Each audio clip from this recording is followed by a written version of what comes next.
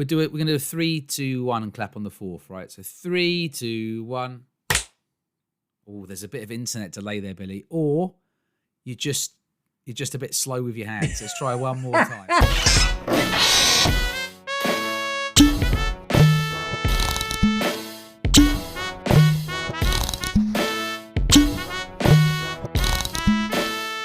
Hello, and welcome to another episode of Honest to a Malt with myself, Duncan Donuts. Some would say he does a great impression of Kevin Spacey. Two-puds. Is he Martin Freeman? Is he Morgan Freeman? Or is he just Herbert from Family Guy? And this week we've got a special guest. He's an expert on toys. He's great with poles. It's that time of year. He loves to dress in red. He's also a drinks writer, presenter, and trainer of drinks, with a love of Lego and fountain pens, according to his website, Billy Abbott. Oh, and I may own a copy of his very excellent book. Welcome, Billy. Lovely to be here, and well done for buying my book. It is a fine thing, especially at this time of year, to be placed in stockings and nothing to do with me. Excellent Christmas present option. And very, at 10p a page, excellent value. Fits in the stocking. Quick read. You can read it in Christmas morning, pretty much, can't you? The page has got words on both sides as well, so that's fine. Hey, do you know what? You're funny, but it's a really easy. But it's a really easy book to read. You've got it. It's done. Stands out. It's, you know, you can. I've read it 3 times, Billy, so I got my values worth out of it. Oh, by the way, for anybody listening, it's called The Philosophy of Whisky by Billy Abbott, available at all good bookshops, also some very bad bookshops. Yeah, and Amazon. Yeah. I'm telling you about my copy to wave. I just realised there's no point in me waving a copy around. Nobody can see it anyway. Imagine it's very orange. He's waving a copy around. What is the name of the episode, Mike? So we are episode 74, and it is Taste My Face with Billy Abbott. And I do have to say, apologise. I normally try and boost the bass sound in my voice, but this week I've been struck with some nursery-bound lurgy, so I am slightly deeper than normal. So do excuse the vocal tones, unless you find them nice. Then I'll keep licking floors. Would you like to just share a bit more about yourself for our listeners? Yeah, so my name's Billy Abbott. I am, by day, the ambassador for the Whisky Exchange, the world's, I need to get the words right in the right order here, because otherwise it becomes a lie, the world's largest specialist online retailer of spirits. I think that's where we're going. Yes, we'll stop with that. We're I was trying to quickly work out if you were doing some rude acronym just then. Yeah, I know. I've tried to come up with a rude acronym. I have failed. And there's many shops on the internet, and very much like specialist online retailer. Specialist online. Did you say spirits twice? Probably. I can't remember. Yeah. So that's how many they got. We do have quite a lot. I think we've got 15,000 lines on the website at the moment. That's including glasses and, of course, my book. But no, so I've been there now for 13 and a half years. I used to be a computer programmer who wrote a bit about whiskey on the internet for fun, and then accidentally got a job writing about whiskey on the internet for money as well as fun. These days I wander around, don't do quite so much writing at the moment. I'm really busy telling people about whiskey, talking about booze. It's not just whiskey, we do a bit of everything. But whiskey is as people will say to me, is whiskey your first love? It's like, no, beer is. But whiskey's definitely on the list in the early days. But outside of that, I'm a freelance writer, educator, talk to people about drinks in general, teach people about them. I had to write a thing yesterday where someone asked me, oh, what's a typical day for you? And I said, it varies. Last week, I was on a tall ship sailing around the Inner Hebrides, doing a Science of Whisky cruise for New Scientist magazine. Next week, I'm in Norwich. No, don't be. No, I wouldn't have a bad word said to absolutely about feel Norwich free to now. knock Norwich. Oh no, it's not bad word against Norwich. There's a small difference between that and Norwich. Yeah. And may I just say that the bit where it says trainer on your website, so drinks writer, presenter, and trainer, and it makes me think of like Crufts, and then in my head I was just picturing like drinks running around, like you running around with the drink going up and over the little, in and out of the cones, and then you're like, sit. Yeah. Sit, Ubu, sit. Good dog. Yeah, that's what it made me think of, drinks trainer. But obviously, that's the tile for the episode sorted.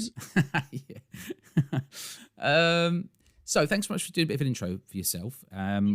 What have you got? What's been in your glass this last week, then, Billy? And what's been up your arse? What's been annoying you? Well, in the glass situation, I'm going to pull myself from this now.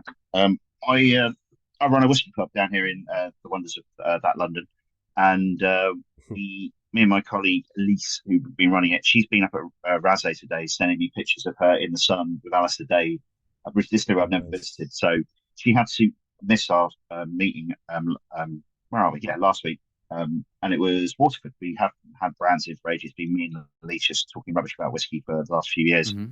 And so the lovely Adam from Waterford came in and brought us some shiny whiskies, and he gave me a bottle of Waterford's peated. So and with their classic glass lids. Oh, Yeah, didn't make trying to take the lid off. There we go. I opened one last week and I thought it was going to go through the bloody ceiling. There was a bit of pressure built up behind it. It's all about technique. Is this all quick sideways? No, there we go. Pops out like that. See, so a bit of too Waterford. much of a heathen. So no, I've always been in two minds about Watford.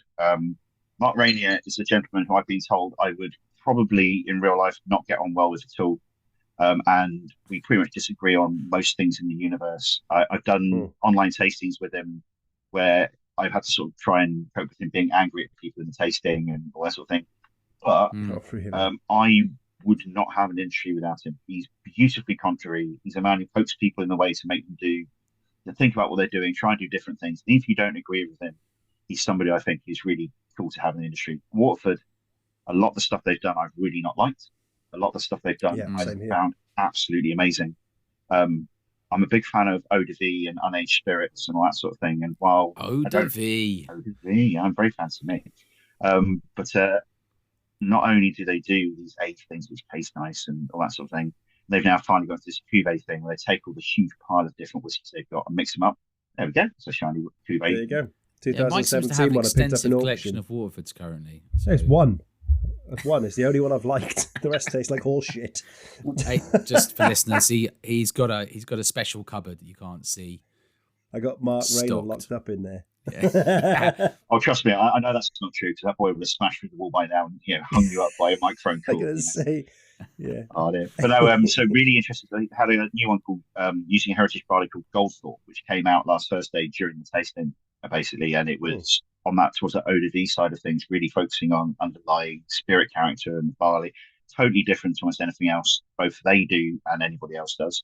But their peat uses peated one uses Irish turf, which is almost unheard of, and I'm fairly certain it's either illegal now or will shortly be illegal due to new Irish laws around burning of turf. So I said, "You like the peated then?" It's like, "Yes, I'll definitely have that off your hands. Thank you very much, lovely." So Pete saves at the end of the day. Pete saves everything. A hickey and Shimon. Oh, Billy Abbott, what's in your glass? So I have a bottle here of the 75 CL. So I'm fairly certain that means it is around early 80s. It's not American. It's very, but it's 75 CL. So just after they changed the regs, so I think it's probably early 80s. 40%. It is finest Scotch whiskey, Scottish cream. It is one of the most gloriously 80s bottles of whiskies I've seen for a long time. It cost me nothing off an auction, and it tastes of whiskey. From the Kinloch Distillery Company Limited, which I haven't looked up. That's your palate now. What are you getting on the nose? Whiskey? I find it sad when I go to the cupboard and realise I haven't got any. If I've drunk all the 40 or 43 percenters, I've got nothing of 46 and under, and it's all just cask strength. Yeah, and I always think, oh, what have I done? I've drunk all the easy drinking ones. Well, you need old down the bottom, lots of old 70s 40 percenters. I tend to only have like one or two bottles under 46 or under at a time, and then when they're gone. I have to buy something else. Oh. I was just sitting around on Saturday, a day last week, and watching. I bought the second season of what's it called, House of the Dragon. I said I need to sit here, watch them sort of like dragons and intrigue, and I need a whiskey to drink it with. And I went, that's the thing, stick in the tumbler. There we go. Sit there with that. Scottish cream. Absolutely. Yeah. Yeah, I love a bit of Tumbler Club. And so what's been up your arse this week then, Ben? Anything been annoying you? I've had a week of much annoyances, but many of the things are interesting projects which are coming out soon, which I can't talk about, and sorting all those sorts of businesses. However, the thing which I've been talking about in the whiskey world, which has vaguely annoyed me at the same time as just popped up yet again, as it always bloody does, is people talk about Glentronic and the fact that Glentronic's not chill filtered, or it is chill filtered, but I don't know what's going on with it. And it's really bad, but it's also good. I like it, but I hate the people. What's going on? And Brown Forman, they'll ruin it. They're American. Yeah. yes, again, it's popped up, and if you take something off a label, obviously that means that they've now entirely reversed the production process of a whiskey and changed the way they do it and tried to brew it themselves. And trying to explain to a group of whiskey geeks that they are a percentage of a tiny amount of a percentage of a niche, and the American market got confused by the fact that it's not a thing they talk about, and so you stick it. They don't talk about non-chill filtered and make your whiskey label lovely and simple. Say it tasted nice, and they did that. And everyone went, "You've destroyed the whiskey! How dare you!" And they could have put it, Billy. They could have put it on the inside of the label and made it peelable. When you peel it back to see if you won a competition, like with a Snickers or a Mars bar or something. And they could have peeled it back, and it would have said on this side just non-chill filtered. Plus, you haven't won a competition. I have to get onto them. I believe the Peely label competition win is definitely love a Peely label competition. Yeah. If they had a Peely label, I would take it off and put the old labeling back on it because it looks so much better. That's my not enough whiskey. I don't see whiskey or beer providers doing that much. Really, love a Peely label. It's such a bit of excitement, isn't it? Peel it back, see what you've got. And then it just hangs off. It flaps. And Northern Monk did these Peely labels on their cans where you sort of peel it off and it told you all about the artist who did the front label, and they basically had a complete history of all the stuff underneath it. And being a very sad man as I am, I collect beer labels. I used to collect beer bottles, but I ran out of space, so I learned how to peel the labels off them. And so I have a couple of pages in one of my albums of beer labels, of bits and pieces of Northern Monk labels you have to rip in half. And so I've revealed too much. Anyway, Billy, please can we come around and look at your extensive collection of beer label books, please? Yeah. Yes, that's why I tell all the girls. Yes, it's the coolest thing is when you go into a pub and they have all the beer mats stuck to the ceiling, right, or around the tops of the walls, and the whole ceiling's just covered in beer mats, like the harp. Yeah. Yeah, I mean, what was that one in Putney Bridge? There's one in Putney Bridge. The White Horse.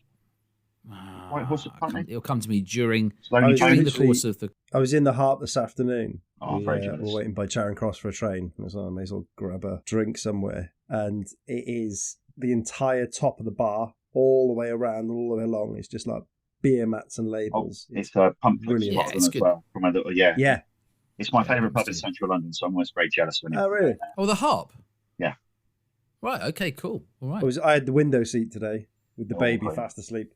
It's just like, proper dadding. So, Mike, you've got man flu currently. What's been in your glass and what's been up your ass, my friend? What's been in my glass is a lot of bourbon. I was invited, as were you, but you sacked it off to an evening in central London this week. Yeah, I had COVID. So Bourbon Festival or Louisville Festival. Basically bourbon and great music. So went along there. I was like, I'll show my face, have a couple. Angel's Envy had sort of invited us along. And then, to say I went down the rabbit hole, whilst drinking rabbit hole would be an understatement. I was battered to the point where what's annoyed me this week is my frigging stupidity, because I was so drunk on the train home. A reflection in the window I was convinced was a fucking ghost in a seat. And I was drunk as fuck filming these the whole carriage are just looking at me like, what is this idiot yeah, you were doing? just filming the whole carriage. But you couldn't. The reflection was perfectly in, and the only empty. I mean, seat it was a great clip. train. It would have made it onto. I honestly believe that clip would have made it onto one of those sort of low-grade TV shows where they say, 100%. "Are ghosts real?" Like it was super convincing. Yeah. When you went out from the screen, Yeah. then she wasn't. The reflection wasn't. Like the ghostly image wasn't Yeah. there anymore. And then you moved it again, and it was. And you did it a couple of times. Yeah, it was. Yeah. Yeah, well, And that then- could have been on TV. That clip. One of the But boys said to me, "Where do ghosts buy iPads?"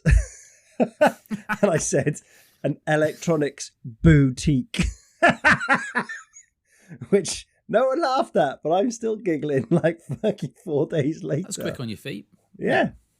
So, I mean, what's been in my glass is loads of bourbon. What's been up my arse is me being an idiot. And I'm also just now on the hot toddies because I'm feeling so dog shit. But how about you? What's been in your glass and what's been up your arse?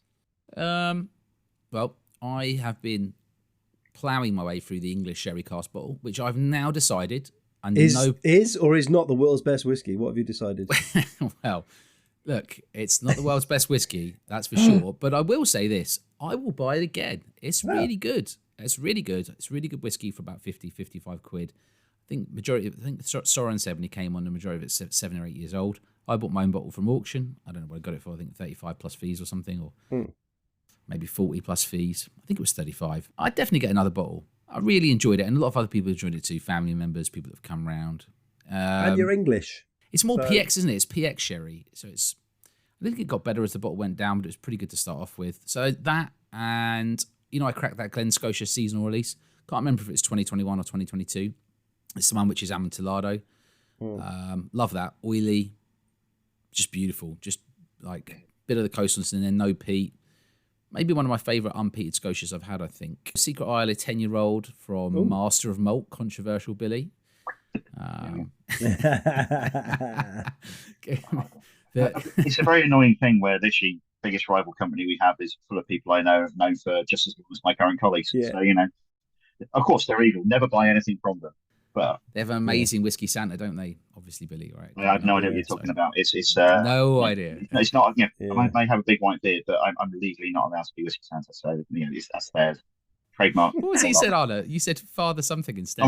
Father Whiskmus instead. So. Father Whiskmus, yeah, that's good. You could have a rival. You could have a rival thing. If Whisky Exchange starts giving away freebies and all that kind of stuff, I'm here for it, Billy. Get it going.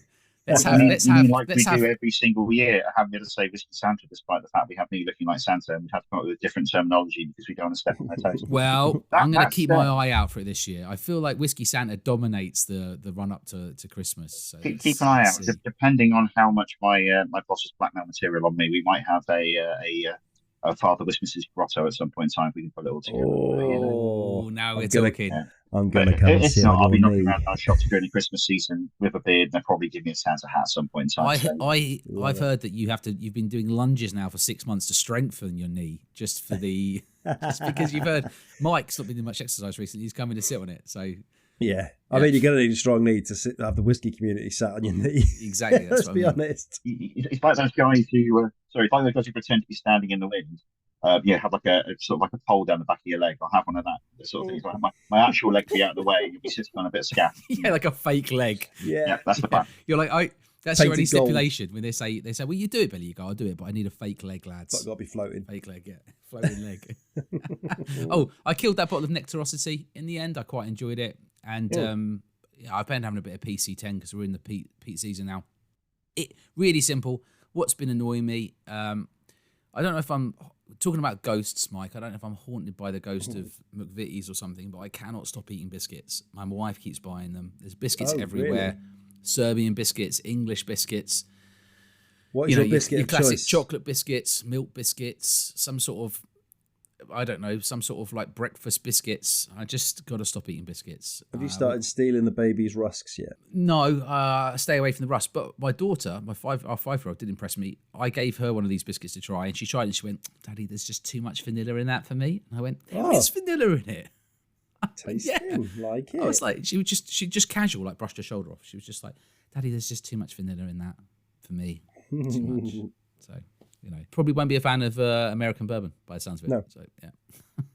Rule that Or one 90% of Scotch whisky either. That's a big massive problem. Yeah, it's not really a fan of whiskey to eat at 5. So I've come up with a Dragon's Den for you two, which I think is very topical this week. I haven't had a chance to discuss this with Mike, so I'm going to pitch it to both of you. You never do. No, well, I did one time I did. And then we need to come up with a name for it. Okay. So, have you noticed that Scotch Whisky Auctions has put up their minimum bidding? This is nothing that's been up my arse. They've put up their minimum bid on a bottle now to £25. Oh, really? So the minimum bid, your face is just for listeners. Billy was like, "Oh, we did like the ooh," and Mike was like, Mike can't process it because he's too ill at the moment. But I know that later he's going to punch a wall At some point tonight. Like, what? So they put up their minimum. So not only have their commissions gone up, but also they've put up their minimum spend. So now you can't really, it's getting very difficult to go and get a cheap bottle. Now, obviously other whiskey auctions are available, but it made me think that they're all becoming less friendly towards the drinking end of the market. Now, earlier, Billy, you were saying that obviously you bought a lovely bottle of Scotch cream. Scottish cream. Scottish cream. Sorry, Scottish cream. Apologies. The point is, where are you going to get your bottle of Scottish cream from if you've got minimum 25 quid? Because you're not, because you probably only want to be bidding sort of, in different increments. So, business idea gentlemen. It's an auction house specifically for the low end of the market where you can start bidding always at minimums of like £2, where you pay a fixed amount per your bottle, and bottles can't be worth more than 50 quid. So basically it's the drinker's end of the market. And you could also do swapsies on there. So if you've got a bottle on there and you see another bottle and you can connect, you can say, okay, I'll swap my bottle for your bottle. So it's an auction where you can sell your bottle for a fixed amount. So you know, nominal fee, £2.50 or £3 or whatever it is. Bottles, the buy is the same. The buyer has to pay a nominal fee. So there's a fee on both sides, say £2.50 again. So they're always making £5 a bottle, £2.50 from the seller, £2.50 from the buyer, something along these lines. And bottles shouldn't be worth more than 50 quid or something like that, right? Or, you know, there shouldn't be bottles that you think are going to sell for more than 50 quid. Of course, they could do. Maybe you'd have to probably vet some out.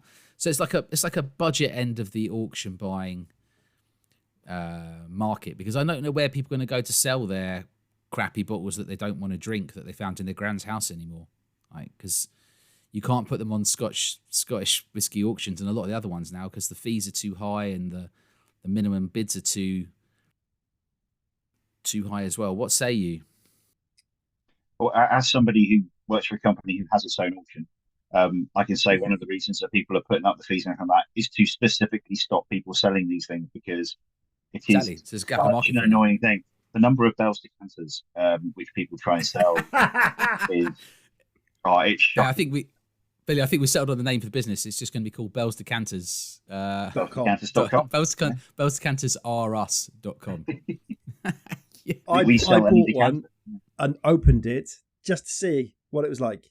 And you'd be not surprised, it's utterly shite. You cracked it open when I was around. It tasted hideous. If you're lucky, the whole thing is the ceramic is not entirely airtight. So there's a little bit of development in the thing.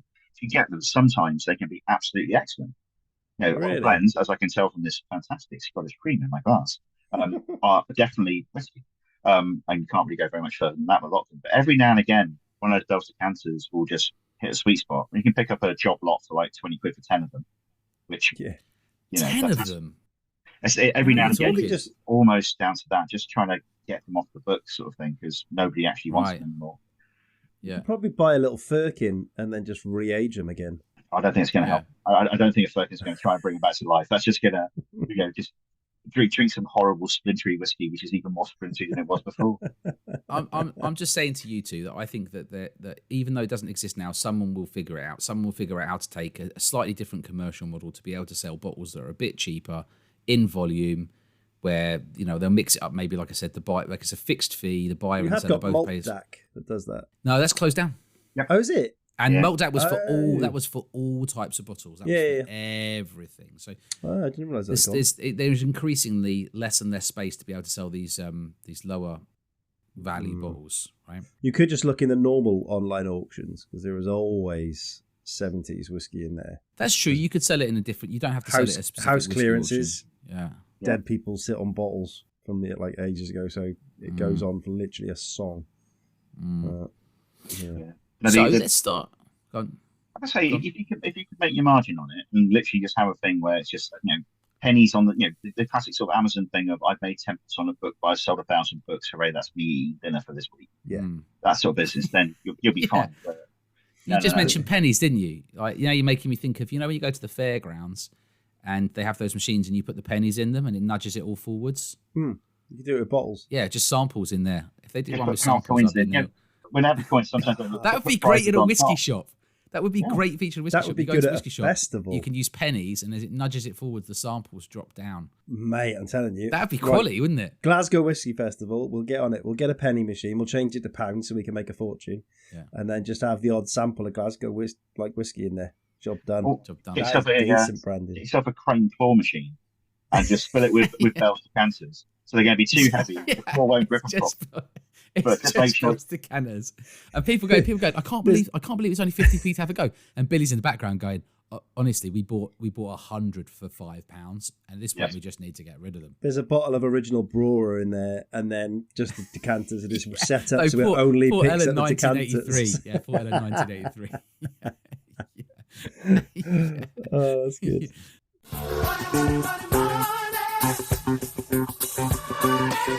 So, Billy, you kindly, Whisky Exchange kindly sent us some samples to try today for the pod. So it'd be great if you could introduce the three, or is it autumn range?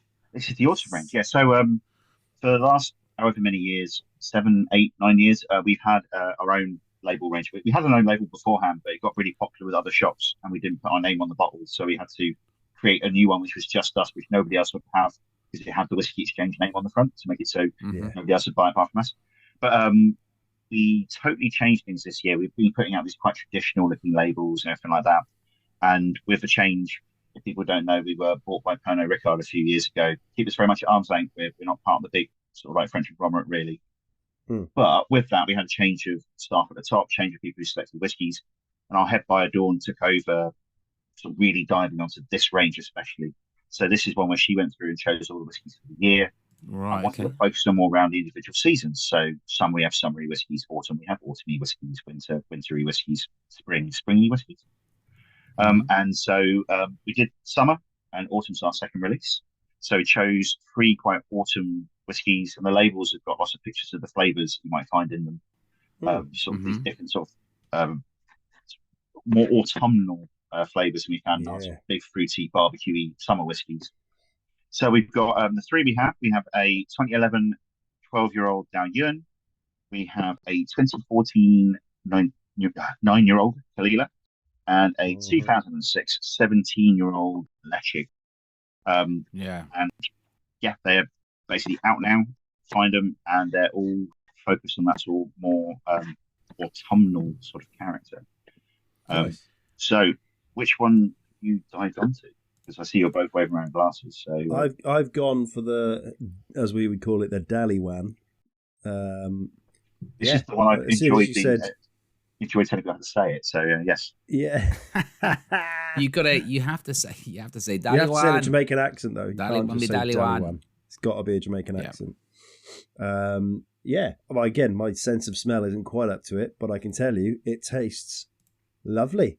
That is, and to follow even Scottish cream, tastes like whiskey. Wonderful. That's that. Absolutely wonderful. So I've just managed to throw whiskey all over myself and my desk. So the joys of trying to swirl things in a glass and failing. So Don't worry, I do it every single week. Wait, I love the fact that you that means you just like enjoy swirling whiskey in the glass, because we're not there's no video recording of this, so this wasn't done to impress an audience. Billy just he's a swirler. He's one of those people just winging it round in the glass. I've gone and poured the Lechig, and I have to say it's incredible. So yeah, 17 years old. Come on, talk to me, Duncan. What's on it? I feel like it's more sort of white fruits, gentle spice, creamy. There's a slight dirtiness to it, but it's very refined for the Lechig. Some toffee. Rubber still or not? Not really. It's very classy. and it's just the thing with these sort of older Lechig. I've still got a bottle of the old Sainsbury's own brand, well, the crappy old sort of like eating plimsolls type one. I love that. But as they get older, they do get this sort of like elegance coming out as it sort of calms down a little bit and stops being quite so, as you say, rubbery, plimsolly, and sort of really in your face. So it has a tiny element of that sort of rubbery plimsollness buried in the palate underneath the sort of classy, creamy, vanilla, gentle spice, the fruitiness. So it's there, and it's classy. I'm going to say it's a classy Lechig, basically. Very Stay classy, Lechig. Yeah. It's still a bit veggy. So the labels of these have got like pictures of all like the fruit and veg and all that sort of things, herbs and spices in. And this one is the label, which has basically got a gigantic pumpkin in the middle of it. And so this should have pumpkin in it, is what you're saying. For Dawn, her big thing was pumpkin pie. You know, she sort of grew up all over the world, including a chunk in the US. So that whole sort of like sort of sweet veggie pumpkin-y sort of like note is it does have a sweetness. I could see it's a bit vegetable. I haven't sniffed any pumpkin pies recently. I was going to say, we don't eat enough pumpkin as a country. We don't. We swerve it. Yeah. Although it's that time of year now, isn't it? So if you're going to have it, we're coming up for Halloween.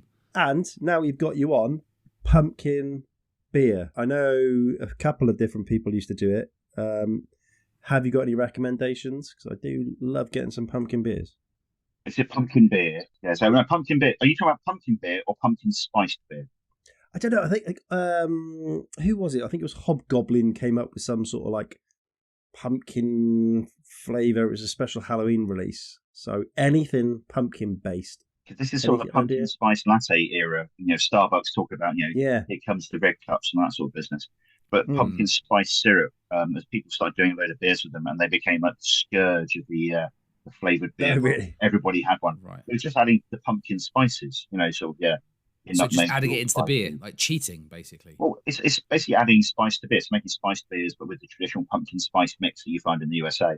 And unfortunately, over here in the UK, we went, pumpkin spice. That involves pumpkin, doesn't it? And so we started sticking pumpkin in the beer along with all the spices that the guys in the US were doing. So the US had this sort of like a spiced ale type thing. We had a spiced ale that also tasted as pumpkin, which was not quite what people were after.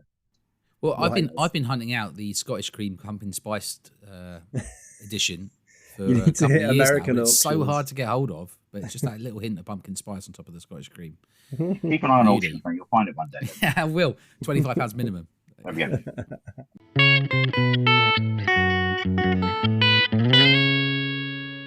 I've actually heard that you've got an incredible palate. People have talked about it in sort of legendary status. Is this a brush your shoulder? Like you've done things in blind whiskey tastings that have been talked about in fables in South America. Well, the people of Southern Chile have very much all told me about my the time I won the Island Nosing competition by getting everything right. They do still talk about it in stories. That's what I mean. So could you tell us about that? Because I've only heard about it as sort of hearsay. What happened? Well, on the Island Festival every year, they have a nosing competition in Cayley, because of course they do, in Ramsey Hall in Port Ellen, and they still do it this year. I turned up and I was working it this year, so didn't take part. I had to go. I failed badly. But every single distillery comes along and they put out a row of glasses, and all the distilleries fill up the glasses with one of their standard expressions. So every single table has exactly the same range of whiskies, all in blue glass. And then everybody's given a piece of paper when you come in, and you have to nose them. Nobody's allowed to taste anything. You have to nose all the whiskies and then work out from nose alone which distillery each one is. Okay. Years ago now, I can't remember when it was, after quite a heavy day, let's just say, which may have started at Kalila at 9 o'clock in the morning. I was literally dumped at Kalila at 9 o'clock in the morning, having slept literally on some sofa cushions on the floor. Until I realised I could have just slept on the sofa rather than on the sofa cushions. So, but so dropped off at Kalila early morning, bimbled around, hitchhiked my way around, ended up at Ramsey Hall in the evening, wandered on in, and then got all of them right. How many's all of them? Like 10? I think it was 5? 8 distilleries, but there was also. Did somebody else come along? No, it was just the 8 distilleries at the time, maybe 9. I can't remember who else was there. But I actually had Jura as well, so 9 including Jura. And there was also 2 new makes, and I got all 9 right, and won a load of bottles of whiskey off the back of it. Nice. People don't generally get all of them right. However, I think it was the previous year, a guy called Hideo Yamaoka, a Japanese collector of quite some note. He used to win every single year. He'd turn up and he'd go around the corner to one of the pubs and he'd order one of each of the different whiskies, and he'd nose all of them just to remember and go, okay, let's walk off having not drunk them. Walk in, nose all the whiskies, get it right, collect all his prizes and walk out again. But what a legend. Absolute legend. He is an incredible chap. You ever meet him? I think he's retired now, but he used to edit manga magazines over in Japan. No way. And so he bottles his own whiskies now, and he's got a whole range of whiskies illustrated by some of Japan's top manga artists. Often with a picture of his cat in them, because he likes his cat. Wow, that's super cool. And he used to pop round to one of the local pubs, order one of each of the core expressions, nose them, back round to the competition, get them all right. So what was he there the year that you won? No, he has retired from the competition. Basically, he still said it's rude of me to win all the time. So I stepped in and I got all of them right. I don't think anybody's got all of them right since. So I was also the first Englishman to win, which I was told several times. Very proud of. There. They weren't quite so pleased about it. But they did also inform me I got neither of the 2 new makes right. So I may have got the rest of them right, and I may have won, but I didn't get the new makes, so I shouldn't get prize. Stay humble, basically. They were like, stay humble. Yeah. And at the end, the guy who was doing the marking, I sort of went outside and was having a chat with some folks, and he wandered over and said, "So you're the guy who won?" It's like, "Yeah." He said, "Good." Why? He said, Because you're either the most incredibly ordered mind and sort of like incredible palate I've ever met, or you're a drunk guy who got lucky. I'm very pleased to see it's the latter. So I do have a decent palate, but not that night. That was very much a drunk man who got lucky. Well, but it was nosing only, though, right? Just nosing. Just nosing. Yeah. Okay, well, I'm glad I know now because this has become like folklore. And so now I understand a bit about the mystery. It's been deciphered. So we often ask guests when they come on if, you go to a pub and it's a bit rubbish. We're not talking about a pub in, Glasgow or Edinburgh or even in central London. But you go into a pub somewhere, it's a bit rubbish. They don't know what they're doing with whiskey. If you were going to recommend to them 3 whiskies to have behind their bar that you think would keep you and other people happy, what would you go for? What 3 whiskies would you choose to pick? Well, one of them is a whiskey that everybody already has anyway, so I will mention it and then we shall forget about it, which is Jameson. Basically, if I walk into a pub, they're going to have Jameson. Everybody's got Jameson behind the bar. Johnny Walker Black Label is always my other sort of second go-to, but they don't always have that. So it's just one of those two you can always find in every single pub everywhere. Yeah. So you don't need to say that because they'll already have it, probably an optic. So I was thinking about this, and so on a smoky Scotch whiskey scale, stick a Lagavulin 16 behind the bar, and pretty much every whiskey geek will not complain at that point in time. Yeah, it's absolutely solid. Some people say Lefroy, but Lefroy is often off-putting to people who aren't whiskey geeks and aren't sort of like really into whiskey. So I did this sort of educational training cruise a couple of weeks back, and in the end, I had a bottle of Ardbeg 10 and a bottle of Lefroy in front of a load of people who had only really started drinking whiskey that week, and they went back and forth between whether they liked Lefroy or hated Lefroy. They all love the Ardbeg. They're just like, is Lefroy the thing for me? And it's crisper, the Ardbeg, isn't it? Well, that's their marketing. They lean into that. The fact it is a really divisive style. So just for a thing behind a pub, but everybody's going to go. Especially, it's that whole thing of, if people ask me often what my favourite whiskey is, I always say Clynelish. Because people who don't know anything about whiskey will go, I've never heard of that. It sounds interesting. I'm not entirely certain how to spell it. Whereas if you go to a whiskey geek, they'll go, oh yes, and I'll nod sagely and go, Clynelish. I know the history of that Aurora. Obviously, you have chosen wisely. It's also really nice, and it is basically my favourite. You have chosen wisely, my friend. Yeah. So Clynelish is more of my one. So that. So it's those sorts of things where regular people will see it and go, I like it, but whiskey geeks will also go, yes, that fits into. It's a good whiskey, universally accepted. So Lagavulin 16 for me fits into that gap. If I do whiskey tastings where I want to give someone a really heavily peated whiskey in there, do them a Lagavulin 16. They can always find it. People love it. There's a reason why it's so popular. Yeah, so I always put that in there. So having that behind the bar, though, it gives you a little bit of class as well. You can't get it in Sainsbury's anymore. So yeah. Okay, so Jameson, Lagavulin 16, and what's your third choice? Well, I'd say the Jameson's already there, so I'll let them have that one. So Lagavulin 16. Okay, so hang on, you're not picking that. You're saying that's already in the pub. So you said it's already in the pub. They don't already have that. They should shut the pub down. They've done it wrong. Okay, fair enough. I respect that. You're going after 3 proper bottles, right? Okay. Right. Yeah. So next one, American whiskey, because people have Jack Daniels behind the bar or Jim Beam. Jack Daniels is. Have you guys tried Jack Daniels recently? Just regular old, number 7. Yes, I've tried it on a night out. Yeah, I can't remember the last time I've tried it just on its own. Heavy on bananas. Long time. Bananas, yeah. If you actually sort of like sit there and think about it, it's actually not bad, especially considering how much they churn out. Jim Beam White Label, I'm not such a big fan of. All the other Jim Beam stuff out there, love it. But White Label is just that little bit thin, a little bit insipid. JD is it's hard to drink. Jim Beam White Label is hard to drink compared to Jack Daniels. I fully agree. Jack Daniels meant being Coke as well, but but step up for me, the one which makes you sort of go, that's an interesting one, is Wild Turkey 101. Yeah, standard. So absolutely solid bourbon, which I like anyway. It's the first one I probably started drinking back in the days when I used to work in the US quite a lot. I go out with a mate of mine and we'd eat a lot of chicken wings, and then very, very shortly after having a beer, Jill would just start bringing out Wild Turkey 101 and say it's proper drink. None of this beer and stuff. Eat wings, drink Wild Turkey. So 101 is my one. It's just, again, it's that thing of people have seen the name Wild Turkey, they might have heard of the name. It's 101, so it's a bit punchier. So, whiskey people will go, oh, there we go. They've got a slightly punchier bourbon. But also people go, oh, that's a bit interesting. Off you go. Yeah. And I think if you're a bourbon aficionado and someone gave you a 101, you're happy. You're more than happy at what's in that glass. You know it's decent. So, yeah, great choice.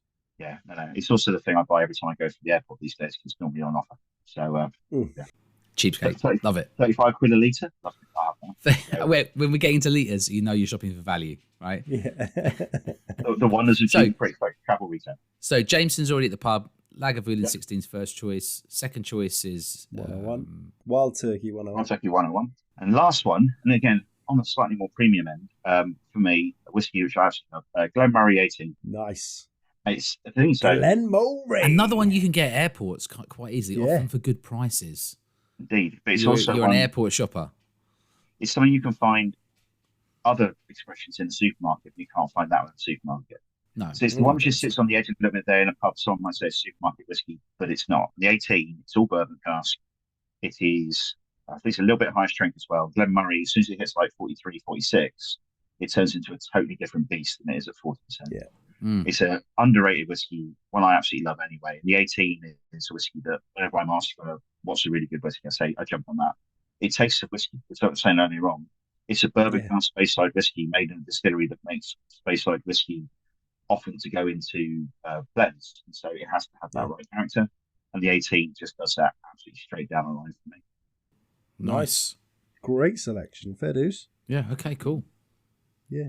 Very good. You would be over the moon, to be fair, if you walked in and saw those three. I mean, you'd be all right, wouldn't you, for a bit? I mean, it's not, It's not going to cost you either, really.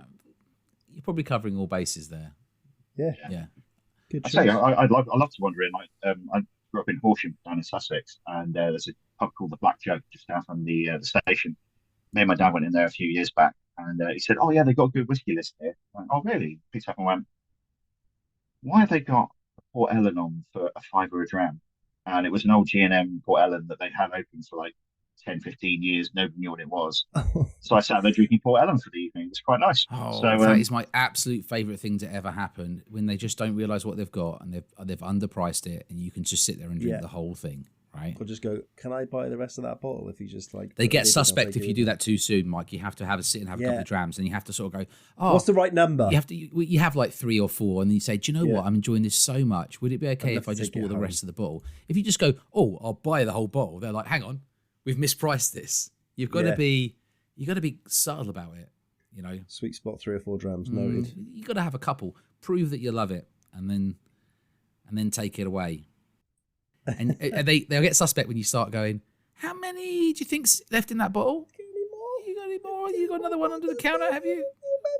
Is that the only one you've got of these? Well, I got mates of mine who wander around in Italy doing that, because there's a load of guys in Italy, like the old little family restaurant in the middle of nowhere, who have like an ancient bottle of Abelauer on the side, and so I'm like, you got any more of those? Because I really like this, I can't find that anymore. Like, let me go and have a look downstairs. Oh yeah. Ooh, I don't know, €30 for this £200 ancient bottle of Abelauer. So, oh yeah, well yeah, but that feels a little bit expensive. Maybe €25. Oh, that sounds like a good deal. We'll throw in a cup of coffee as well. Yeah. Love it. I am all about the Italian exports. That's like, that whole market is just full of great whiskey. And like you said, it's still out there somewhere. Just we're in the wrong place. We should be just the fact that it's coming back shops. to the UK still and being sold means that there's just loads out there.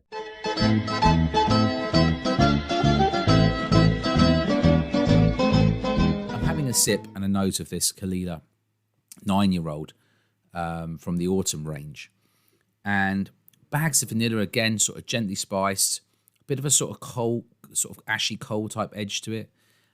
It's no sherry in this. It strikes me this is this a first fill burbs or something like that? It is. It's definitely not a refill. It's very bold. It's also very effervescent. It's Give me a second. I'll look up the information. It's punchy, and it's pretty delicious. Different for Kalila. That's what I'm going to say. Different for Kalila. Which is good. Strong on the vanilla. Yeah. Like gentle spice. Very, very sort of coaly, ashy notes. It's giving me sort of first fill burbs type vibes or something You like are right on the money. First fill bourbon. 60.3%. It's 249 bottles. I may have that tastes more like it's about 50%, Billy. Yeah, there's no way that's 60%. It's 60.3. It is a lot. It's some of these. That's a drinker. Some of these under 10-year-olds, you get some of them which are really, really crisp, really, really. The cask hasn't jumped in there yet, so you just get that pure edges rounded off Kalila spirit. proper. If you've been down to Kalila and it's a stormy day, and well, they put a load of barriers now, but you can get down to the end of the pier a bit more. And probably standing there with the sea smashing around you, there's an element of that to it. But this is the sort of one where that bourbon cask gets jumped in with a load of vanilla-y sort of creaminess around the outside, and then Big vanilla creaminess. Then you have that ashy bit through the middle. Yeah, so Kalila's, as they say, in the independent bottling world, if you bottle a bad Kalila, you've done something really wrong, because there's so much Kalila out there. There's not much. There's not really citrus in it though. Like it doesn't really have any of the citrus notes. Very heavy on the vanilla, like you said. The coal ashiness. I feel there's a slight umami note in there. There's something slightly savoury, but still more on the sweeter side. Yeah. It's very different for Kalila. This would trick people, I think. Do you say orange peel? Definitely.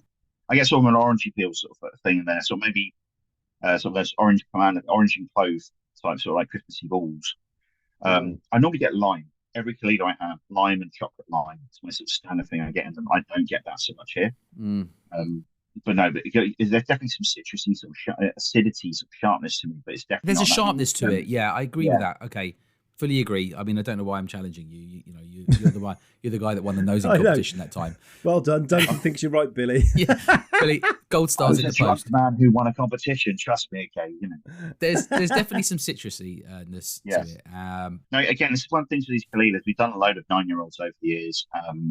So we have a bourbon cask ones, sherry cask ones, refill sherry, first fill sherry, refill bourbons, first fill bourbons, and we've had sometimes you have a 9-year-old and we'll have like a 13-year-old. The 13-year-old be the lightest, most delicate thing ever, and the 9-year-old be a sherry bomb, or the other way around. You can almost never tell until you get the cask sample and try them. They're not matured on the island these days. They're matured in various warehouses from Scotland, and the variation between the cask is just going to change this absolutely solid, consistent spirit into different directions. But the spirit's good, and that's the thing. It's just building on top of that really good spirit. Yeah.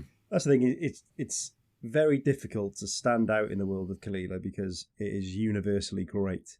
I think it's one of those ones that would catch people out in a blind.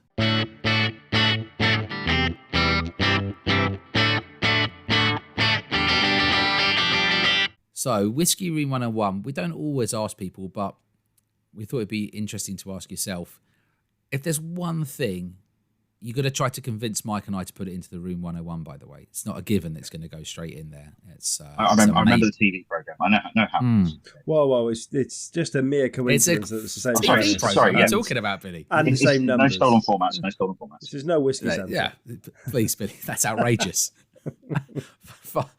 Father Whiskmus, all right? Yeah. So, Whisky Room 102. What would you like to put into Whisky Room 102? I have a bit of a think about this, and it's a difficult one because there's not that many things that annoy me really anymore in the whiskey world. I've got over most of my annoyances. But yeah, this is going to be, after some comments about the price of the Chig earlier on, this is probably going to be more difficult than I thought. But the thing for me is people complaining about whiskey prices. The big one for me is people, because I one of the glorious things about working for a whiskey shop is I speak to people whose budget is everywhere. Yeah, everything from the cheapest thing up to the most expensive thing. And the big thing always for me is no matter what price you would pay for a bottle of whiskey, there is somebody who thinks you're mad because you're spending too little or too much. Classic one for me was went to Aldi a few years back when they did their 26-year-old Irish whiskey. They were charging like 40 quid a bottle for. It was excellent. I still have one in the stash somewhere. And I took these 2 bottles up to the counter, and woman behind the counter said, You were giggling. Like, I'm bouncing around, and it's ridiculous. I got some ridiculously nice Bushmills for no money whatsoever. Yeah. And I put my account, and she went, 2? I said, yeah, it's a really good price. She went, it's £40. Who spends £40 on a drink? And I said, well, this stuff, it's a little bit stronger, goes for like 200 quid a bottle. She's like, no. Stop joking. Nobody pays £200 for a bottle of anything. And then I also, years ago, went on a sort of a boat trip on the Thames with Alveni, trying the first release of the DCS collection, which I think was something like 10 grand for the 5 whiskies, and they went from a few £100 up to thousands and thousands of pounds. let's have a chat with Sam Simmons, who's now Atom Brands, the enemy. Sorry, lovely Atom Brands boutique whiskey company. And Sam was talking about the folks who he deals with who buys the whiskey, and he said people buy all of these to drink. They're not collectors who put them on the shelf. Some people have a budget where they can just buy it without thinking about it. Other people will save up and buy a bottle. And that is the same for every single price point in this range and whiskey everywhere. And that's the thing we always talk about is, people have different incomes all over the place. If they like a thing, they'll save up to buy the thing you like. Some things may seem really expensive to us. Some things may seem really cheap to us. They are really expensive and really cheap to other people. I can back you up on that bit. I'm going to give you a little bit of support before we consider pulling the rug. But one of my friends is one of those guys. We always joking with him. Whenever we turn up anywhere, we say to him, "Oh, did you fly in by helicopter?" Because he's loaded. He does a really good job. And he refuses, whenever he asks for a wiki recommendation, he refuses. He's like, if I don't say something that doesn't cost a minimum of £150, he immediately rules it out. He's like, it's too cheap. Yeah. Now, people would have a view on that, right? Yeah. But he won't buy a bottle of whiskey really for sort of less than sort of 150 quid. He's 150 quid and up. Because in his mind, well, I would call him wasteful, but in his mind, he likes to just spend a lot of money on things. So he feels good about it. And that's how he is, right? So one born every minute, mate. So, he could be, I agree that people have different price points and there's different types of consumer. But you were saying, Billy, you were justifying talking about the I've got an idea to sell some decanters to your friend at £150 a pop. Bells, yeah. I'm keeping the our ones for myself, though. They'll stay. Yeah, you can. It's got a Tipex like a number 2 before. Yeah, have you ever heard of Two Bells? Oh no, great. I think I'd say about Bells decanters again with the prices changing. Back in the early days of the Whisky Exchange, a lot of the money the Whisky Exchange made was on Bells decanters. Sekinder, our former boss, at one point in time was the largest trader and reseller of Bells decanters to Bells decanter collectors in the country, pretty much. The old Charles and Di ones used to go for more than £1,000 a piece about 20 years ago. What? Oh, the Charles and Diana ones, of course. That's the one Charles and Diana ones, yeah. The Andrew and Fergie ones never quite hit that high. Hang on, but did you check the value? Did you check the value before you opened it up? No, of course not. Oh no, don't say that. Don't say it's like 500 quid because it tasted like. No, these days they go for like 20, 30 quid. I think Charles and Di you might get. So it's one of those ones. It's like one of those stocks that they pump and dump, right? Yeah. And it peaks out at some, it's like GME or something, and then it comes crashing back down to earth. Yeah. So these Charles and Diana Bells decanters were £1,000 Someone's a piece. like, at some point it's going to come back. I'm sitting on it. Yeah. Wow. Down back to 20 quid. Yeah. And then they die. All these online nerds saying they're diamond handing their Charles and Diana Bells decanters. They're just there. They're there with like 1,000 of them in stock, waiting for them to get back up to £500 a unit. But there you go. At that time, someone would have been willing to spend £1,000 on a Bells decanter. Oh, so it is all relative. The definition of holding the bag so bad you can't open it, and it's now you bought it £1,000 and it's now worth 20 quid. Someone would have someone got it for 900 at that point. They think, I've had a bargain there. Oh, it could have been like obviously this is before the internet really took off. But, the phrase could have been, instead of holding the bag, it could have been holding the Bells decanter or holding the decanter, couldn't it? Just goes to show when the internet hits. So, Billy, you're explaining that you don't like people moaning about price points, basically. Well, it's not so much the moaning, it's the complete lack of understanding for people saying, nobody would buy that, that's too expensive. But people say that every single price point going up and every single price point going down as well. It's not the complaining, it's the lack of understanding of the fact that there are people that do spend that amount of money, which is why they're able to price their whiskey at that much. Yeah. Yeah. One of the things as a caveat is that repeatedly I've always said, if a whiskey's on sale for a price, it's because the people selling it see there's a market for it. That's now become think there is a market for it, or sorely mistaken that there is a market for it. So there's a little bit about these days. But I would counter you a little bit, which is to say that we have seen increasingly a lot more of, and I'm not just talking about highly priced whiskies, I'm also talking about fairly priced whiskies. So even, for example, we're big fans of Glen Scotia, but the Fino 9-year-old has been on sale on a couple of websites for 50 quid, 48 quid, right? It was out at 65 quid, reasonable price. So there's definitely something of the prices have risen pretty quickly, and sometimes they're just a bit too bullish for the level of demand of consumers who are willing to spend that much money on a bottle of whiskey. And I'm not even talking about the Glen Scotia, because I think that was probably fairly priced at 65 quid. But, in the other ends. And so, but if companies have the ability to sit around and just hold on to that stock until they find a buyer, it's up to them, isn't it? Really, at the end of the day, it's whatever they want to do, And the big thing for me is that there is reasonably priced whiskey that is good out there all the time. Can you say that again, please? All the times were hard and 100 proof. Signatory vintage. What an ABV for 45 quid. We buy signatory vintage. Signatory vintage. Oh, signatory vintage. For the whiskey is great and the prices are low. We buy signatory vintage. One of the things about us lot being whiskey geeks who have sort of seen the prices go up on certain things, we go, oh no, back in the day, I used to be able to buy this for this. And so years ago, there's a former blogger, Ollie Clement, who used to write a blog called Drams.com. Excellent blog. He sort of gave it up because he sort of became slightly disillusioned with the whole sort of world of whiskey. He still drinks a bit of whiskey, has a load of dusty bottles of weird German eau de vie he drinks these days instead, and talks about sausages and lots of weird food that he makes. Lovely chap. But he did, for a few years, he collected prices. And he saw prices at different times and did comparisons of prices over the years to show how prices rose.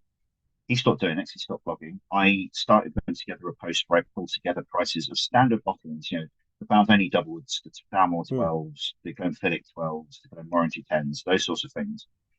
And if you looked at the price rises and you had sort of price rise sort of thing overall based on inflation in the UK, it pretty much matched it. It didn't go in a lovely straight line. It was like in little jumps because they only put prices up every now and again. So it was jumping back to hit where inflation was. Some things went over, and I'm fairly certain Balvenie Doublewood is now definitely pushed beyond that line. Other things didn't go up as fast. But most of the time, things just got more expensive, like everything else got more expensive. So to challenge it, Billy, what you're saying is what you're asking Mike and I to put into room 101, because we need to say yay or nay. Yeah. Sorry, 102. Outrageous. 102. It's a room 102. Yeah. What you're asking us to put into is the lack of understanding from people about the fact that there's always someone willing to pay that much money for the bottle of whiskey. Have I got that right, or have I misunderstood? Yeah, that's what I'm saying. It's that lack of understanding that just because you like a thing and it's the price for you doesn't mean that that's the price it should be. And off the back of that, there's still affordable whiskey to drink that's out there. So why moan about that one bottle when there's another bottle which is good value, right? Like we were talking recently, like with the Signatory 100 proof range, I picked up off this website with an M, an O, and an M, something to do with mothers. I think it was £39 of a 13 or 14-year-old Signatory vintage Highland Park Secret Orkney. Yep. Full sherry, 39 quid. I mean, it's actually a joke. It's an actual joke, and it is a beautiful bottle of whiskey, but the best one I've tried in the range. £39. Now, why do I need to moan about the fact that somebody else has decided to do a Highland Park for 90 quid, even if it's a single cask or whatever? I don't need to moan because I just picked up a great bottle. I don't need to moan, right? Is that what you're saying? Yeah, basically that's the thing. It's that whole thing of, I want that thing, but that thing is more money than I want to pay for it, therefore it's priced incorrectly. One of the boys midweek texted me, funnily enough, about the Balvenie Caribbean cask. And he was like, do you think I should buy this? I like the 12. And I was like, how much is it? He said the price. I went, no, right, I've literally this second had an email from Signatory, and they've done same series, a secret Speyside M. I went, buy that, 45 quid Macallan. Go before it sells out. And he was like, okay. Yeah, you can still buy it on 2 websites at the moment. I think there's a lot of those bottles knocking around, so it's... Yeah, but still, 13-year-old Macallan at what a high percentage? 57.1%. Yeah, and as you said... it's Macallan. It is something... It could be something else. It could be Mallockmore for all we know. Yeah, I'd love it if it's... Yeah. But so except for the fact that they did a Mallockmore and just called it Mallockmore. So it could be Milton Duff, but they did a Milton Duff and called it Milton Duff.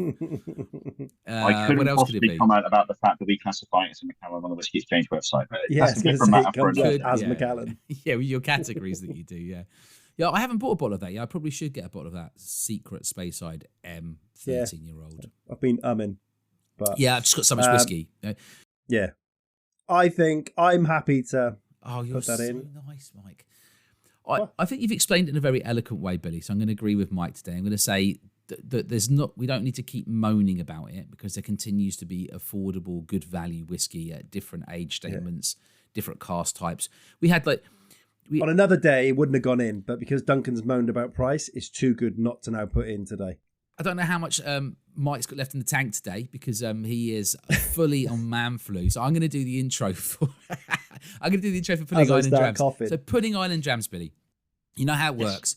It's not a survival mission. You're not going there for the rest of your life. It's a 30-day, fully paid holiday to an island of your choice somewhere, but it's just you on your own.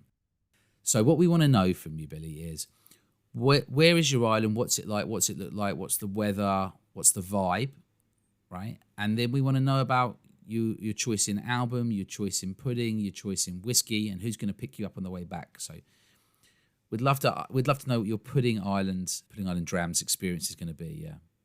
So when it comes to location, I am, let's just say, not a man built for hot weather. There is a point at which I cannot remove any more clothing to try and sort of remain temperate without getting arrested. On the island, I'm there on my own. I'm You're fine. Yeah. At the same time, though, sunburn, everything like that. So anyway, I'm looking somewhere more temperate.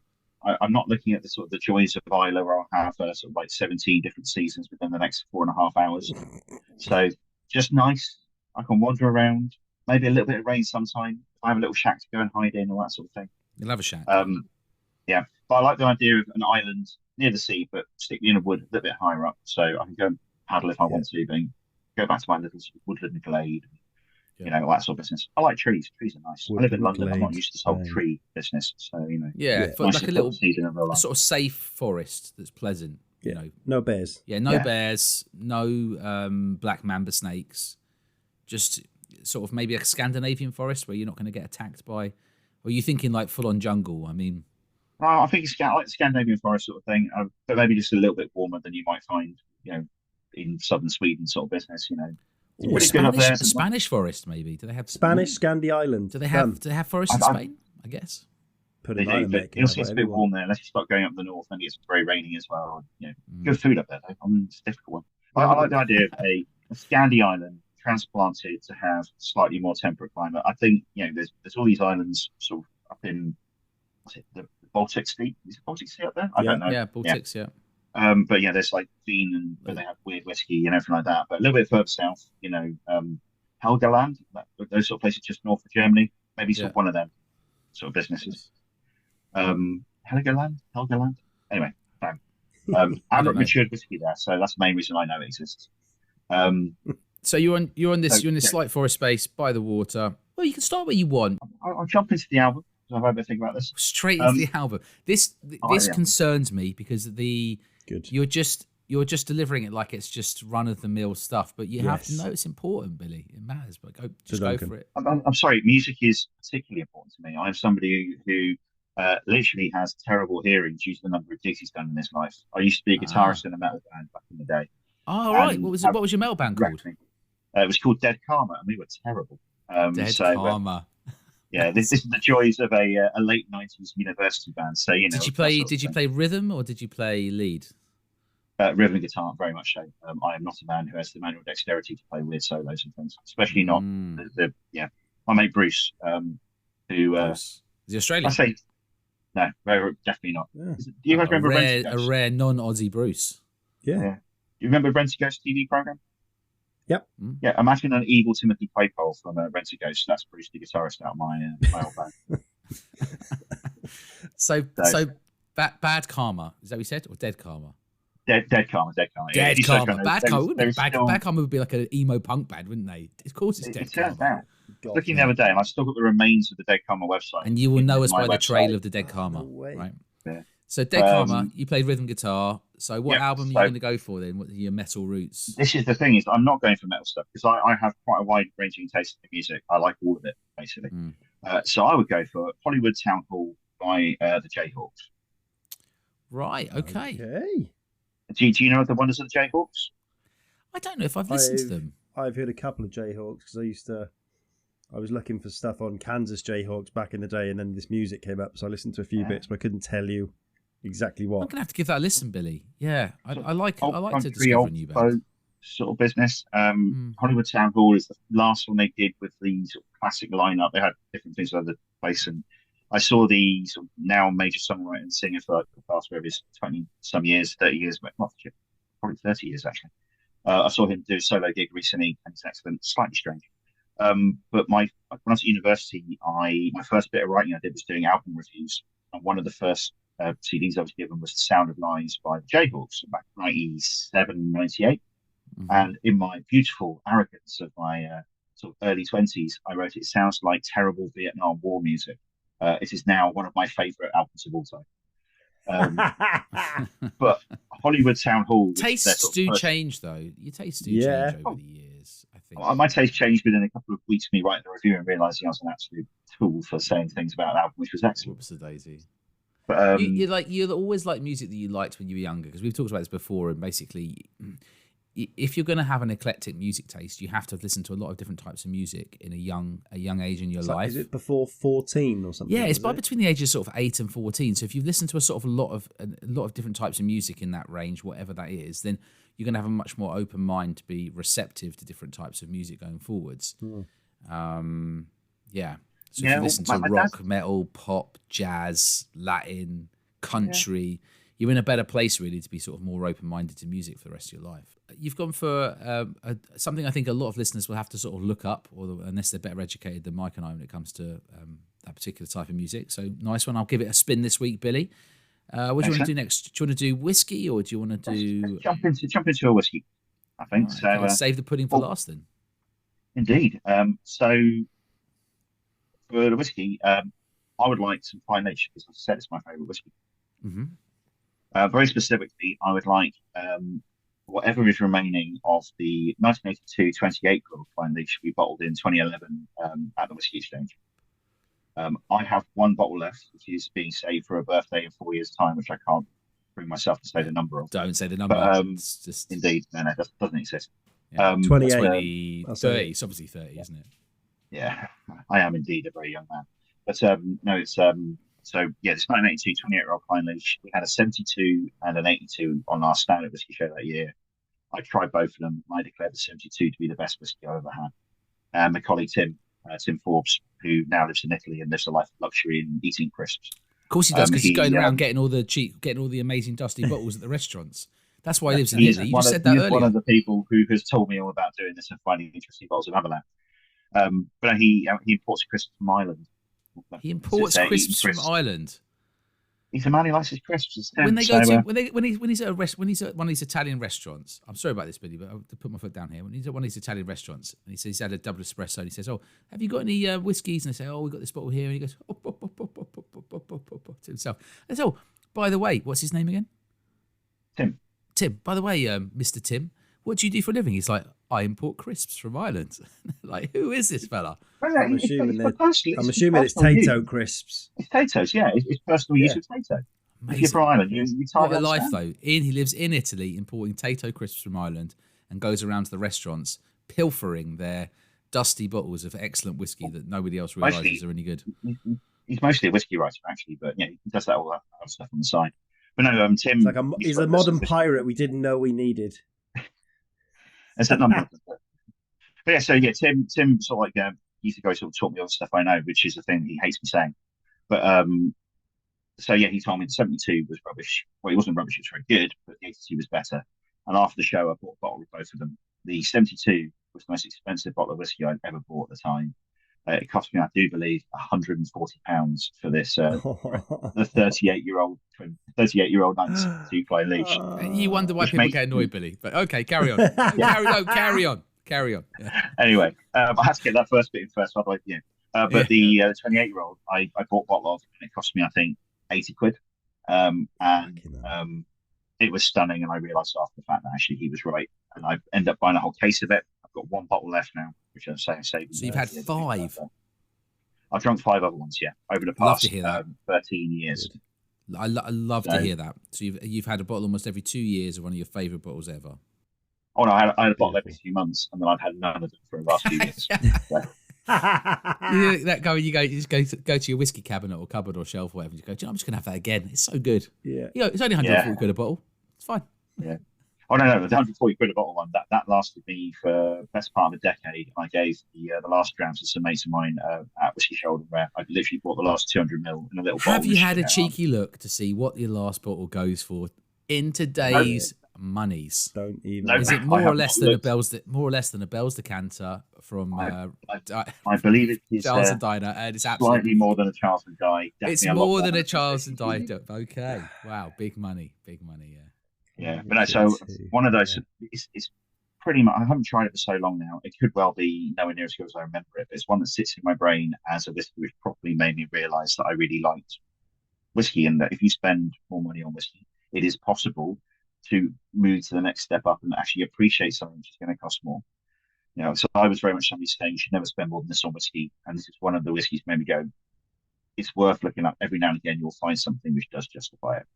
Whatever your price point is, you'll find something. What a lovely choice that is. I'd love to hear that. Thanks for sharing that one with us. So what about your pudding then? What are you going to have for puds? I have a problem with puddings because I'm diabetic and therefore I don't eat puddings. However, I'm assuming that this island has a ready stack of metformin ready to go, so I can just mainline that. You've got a whole fridge in mainline. But I'm going to have it. Yeah. I feel like we're torturing you now. Like we're just keeping you right on the edge of what's safe. Yeah, so proper metformin. So and this is a whiskey related one again. So Glen Turret have a ridiculous Michelin-starred restaurant, and they opened, I think, just after COVID. I think they've got 2 stars now, and they may even have 3, but it's definitely 2, I think now. And I went up there, and again, my life is ridiculous. So I went up there for lunch, as one does, and sitting there having a chat with the old MD of the company. We were running a competition and they want me to write about the price. So they said, we'll do your lunch. So I went up to have lunch, and the pudding, their pastry chef, they got in. She was about to leave the industry during COVID, and they got her in and said, you're really impressive what you do. Can you do something? And it was a chocolate ball, basically. And it had about 10 components within this chocolate shell. And it was bits of cake, it was bits of fruit, it was bits of other bits of chocolate. There were crunchy things, there were soft things. I don't know what was in there. But every time you took a little bite out of it, it was something entirely different and was absolutely stunning. Sorry, I laughed there because I could just think of. Revels. I was just thinking of Mike's review. Mike's review would be, I don't remember it. It didn't even touch the sides. It was a posh bag of Revels in a bowl. Yeah, that's a very good description, actually. But we're more crunchy. Yeah, sounds great. No, the restaurant you have some of that ridiculous. Yeah, I was going to say, if Glen Turret have got a 2 Michelin star restaurant, surely they can start skimming some of the profits on that and dropping the prices on their core range. It's up, Mark. No comment about anything else. Yeah. Back to the last topic. I've just pulled a dram of this Dao and it's really good. I told you, it tastes like whiskey and it's nice. Yeah, no, but it does it's giving me sort of strong Dao Yuan vibes, but yeah, very good. We did one for Whiskey Show. Well, one of the bottles with some of our employees' faces on. Yes, the taste my face range. When I briefly saw the pack, I thought that's what this was until I saw the seasons bit. No, this is not even a sister cast. This is because they do the different makes of Dao Yuan. So they have a nutty one, a fruity one, a grassy one. Well, that's what they do different ones. I think this is the fruity one. The previous one we did was a nutty one. So this is all for me, like orchard fruit, apple pies, pears. Yeah, those sort of that nutmeg on top, the cinnamon. Yeah, so autumn fruit. Whereas the previous one, as I described it as like the inside of a Snickers bar. There's all those sort of nuts and caramel and everything like that for when we did the Whiskey Show. This is very fruity and sweet. It's like going in Lucky Dip on a bag of jelly beans, and there's loads of different like sweet flavors going on. Yeah, the sort of apple crumble, apple pie type vibe is a good shout on it. But it's very creamy. Again, it's getting through my cold. Put it that way. Yeah, very creamy, delicious. So. Who's going to pick you up then from your Pudding Island Dram experience then, Billy, after you've noshed on some fancy Glen Turret chocolate balls? And your mode of transport. Yes, and indeed the mode. Because now, you can't have unless they're teleporting you, you'll need some sort of vehicle to get you home. Yeah, I'm hoping at this point in time that the island is actually quite close to the shore, everything like that, due to the mode of transport and the person involved. But my person choice would be Colin Dunn, formerly Diageo brand ambassador, and the mode of transport would be jet ski. Because I feel the sight Colin Dunn on a jet ski would be amusing enough on its own, and I do believe Colin Dunn on jet ski with me hanging onto the back of it going, what on earth have I done with my life? This is the most ridiculous thing I've ever done. Yeah. Would be a glorious thing. Yeah. I like it. Nice. I can't think of a better mode of transport to watch. A giggity every time it bounces off a wave, giddy. Back through the Scandinavian seas, through the cold English North Sea. Yeah, that's it. Yeah, well, I'll be wearing appropriate clothing, so it'll be entirely fine. I'm very much somebody who's about appropriate clothing. You've talked talked about about dress, now you're off the island. In my mind, you were fully nude on this island, wandering around in this temperate climate with, And you've shoved a mankini on just for the jet ski ride home. Well, if you and your listeners would like to visualise that, I wish them all the best. Excellent. Drop me a line. Log into You'd my be amazed what I can website. do with AI, mate. Yeah, thanks That's for not sharing something to be proud of. Yeah, really, in this situation. Well, I found that really interesting, especially the music choice, the whiskey choice. Yeah, it's great. Yeah, sorry for you're being fully diabetic there and having to scoff a bit of chocolate whilst you're away. Feel bad about that, but Well, I'm not particularly diabetic, and it's all on control with drugs and things like that. But I try and be a good boy, and I tell people I'm diabetic, so they don't offer me Smarties and other such things. Which I go, yes, eat all of them. Will admit, after my boat trip, one of the things I do when I teach people about whiskey is I give them a skittle. So you get a whole room of people, everybody takes a skittle, hold your nose, stick the skittle in your mouth, and crunch it. All you'll taste is sweetness. There'll be no complexity. It will just be pure sugar. When you let go of the nose, all of a sudden you'll get the flavours of the rain, the glorious taste of. Did you just say the flavours of the rain? What flavours of the rainbow? Rainbow, right? Rainbow. I know, but did you just say that you'll get the flavours of the rainbow? Yeah, beautiful. Yeah. Taste the rainbow, mate. So, but no, all of those flavours are stuff you smell rather than taste. And so it's one of those things. You do it. If you've never done it before, get some Skittles, do it. It's really, really, really cool. Billy, I'm going to do the same thing as you, but I'm going to steal it. But I'm going to do it with the really expensive jelly beans that you get, which make the Skittles just a thing of the past. Those expensive jelly beans, that's all you need to educate yourself on the flavours of the world. Do you know what? That's twice this week, Billy. You have transported me back in time. So just now when you said taste the rainbow, I was basically back watching T4 hungover as a dog on a Sunday morning. And then also midweek, you said that Duncan poked you. And I've forgotten all about the poke feature on Facebook. Do you remember that? Facebook poke. And I was like, oh my God. So thank you. That's time travel. Happy to help. I was given this big party bag of individual sachets of Skittles as a present when I left this boat trip I did the other week. And so I may have eaten quite too many Skittles over the past couple of days because they're only little bags. At the same time, though, those little bags, they're slightly bigger than you think they are. Yeah. So, they asked the little bags of sugar. Yeah. Sugar's great, isn't it? Sugar's so good. Yeah. I gave Isla a cake for the first time. It was her birthday today, technically, but we did the party yesterday. So she had this cake, and it's the first time she's had proper undiluted icing sugar and stuff, and she just went turned into Gollum, literally punched me in the face trying to get this cake off me. I was like, oh God, you're going to be a fatty. Kick that away from me. That's it. If you give sugar to young kids, they're just they turn into a crackhead immediately. Oh my God, yeah. She was like, whatever that is, I want more of it. And then dinner later on, nope. I'm holding out for the good stuff. Yeah. Dearie me. Can't believe she's won already, Mike. Mate, I know. Well, I can, because she's now at nursery. I'm getting ill every 2 weeks at the current rate. You're doing great, Mike. You sound fabulous. You'd never know you're unwell. Fuck off. No, you sound so healthy. Honestly, it's amazing. For the first time in my life as well, do you remember the Chris Rock sketch about having medical coverage back in the day? And he's basically in America, if you haven't got coverage, you're going to die. So you need to get medical coverage. It's the only thing that's going to guarantee you dying, at least on a mattress somewhere. He said, when I grew up, I didn't have medical coverage. So my dad basically gave us Robitussin. It's like, Dad, I got asthma. Robitussin. Any ailment, Robitussin. He's like, Dad, I've broken my leg. Robitussin. Pour Robitussin on it. Yeah, let the tussin get down to the bone. Heal that stuff good. Just cough mixture. So I have been drinking. It's like our version of Robitussin all cowpole, day. right? Just Yeah. Pour that cowpole on your leg, let it get down to the bone. Yeah. Quality. And I tasted it and I was like, I haven't had this flavour since I was like super young, like child young. So much sugar in cowpole. So good. Like. So good. Yeah. I'm doing like 10 ml shots, just like next. Just if you buy the baby cowpole, it comes with a tiny syringe to squirt cowpole into baby's mouth. You do, yeah. There may have been a bottle of that knocking around the office at one point in time, and the editorial team they were feeling down. So, there we go. Love shot of cowpole. I'll keep it going for another half hour. The thing is, you'd have to take quite a lot of it because it's not going to really touch the sides of sort of kids' cowpole, is it? Low. You know.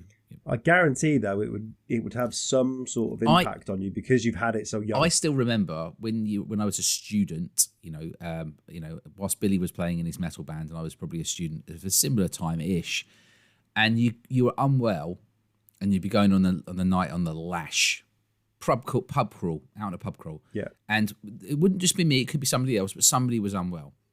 And they wouldn't stay at home. Of course they wouldn't. They'd come out, but they'd bring a cough mixture or cough medicine bottle with them, and they'd be having their pint, and in between they'd just be taking a swig of the cough mixture. Like, I was going to say, I used to put it in vodka Red Bull. But they'd just take a swig of it out of the bottle and then just carry on. I'm on a night out. I've had a swig of the cough medicine or whatever it is. Carry on. Or, remarkably, after 10 pints, it doesn't matter what you've got, you're absolutely fine. Yeah, that's true, yeah. So you should go for the finest cocktail of all time, the one which will fix you up, make you better, the Green Goddess, which is half and half night nurse and vodka. Can I just say we're going to have to say because Billy's gone there, we're going to have to say please drink responsibly. We don't have to say that very often. And don't drink night nurse with vodka. Yeah, don't drink night nurse. If you do, but when he says half and half, he means half a pint of each. It means half it's a pint. Yeah. Well, it's a mega pint. The bottles aren't half pints; they're only like 300 ml. But if you don't do that, obviously. But if you do that, make sure you're near somewhere where you're going to sleep because you will hit it very, very quickly. Billy there talking as a man who can just about remember that memory, right? Yeah, it didn't happen recently. It was a long time ago in the past. So, Billy, is there anything else you'd like to talk to our listeners about today to do with yourself or the Whisky Exchange? No, on the Whisky Exchange front, we just got loads of stuff going on. If you are in and around the London area, we've got a bunch more shows going on. We've got a champagne show later on this year. Next year, we've got rum show, cognac show, another whiskey show, tequila and mezcal show. Armagnac? Cognac has got Armagnac in it as well. So our cognac with Armagnac and Calvados as well. We've got a new one, along with tequila and mezcal. It's the first year of that. We're also doing Welcome to Whisky. I think I'm really terrible on the names of this one. This is one we talked about for a long time. It's finally out there. Called Welcome to Whisky. I'm going to do a load of publicity around it soon, which is a whiskey show that doesn't have huge high value bottles of whiskey. It doesn't have all the weird stuff. It's a whiskey show for people who want to learn about whiskey, who are new to whiskey. Nice. You can come in, low price. We'll have classes all day of me and the gang teaching people about how whiskey's made, leading people around the show, trying to get people to understand whiskey a little bit better. Nice. Just for people who aren't massive geeks. So that sounds like a really good initiative. Well, it has been said I will turn up to the opening of a public toilet, so do feel free to let your PR lady know I'm willing to go to any of those events.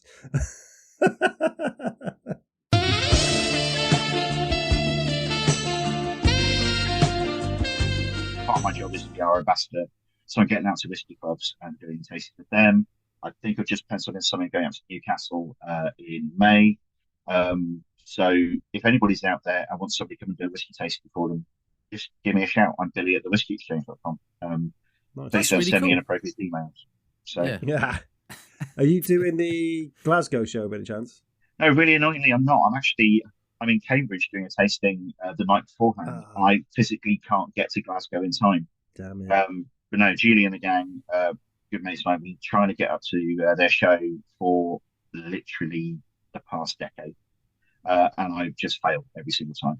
And I was hoping this would be the year. Some people say you've got something against Glasgow, Billy. I'm just saying that's what we hear in the undercurrent. I literally just came back from Glasgow, so you know the show, the show. Not obviously not the city, but the show. You know. Oh, the show, yeah. The show and the people and the city. Yeah, they know. But no, so I'm trying to get around the country as much as possible. We've got some interesting plans in place. But if anybody out there listening runs a whiskey club or has a bunch of folks who want to do a tasting, just drop me a line. I'm just looking for more clubs and more people to speak to. I know a few of them. I'm going to go and poke some folks to try and go poking again.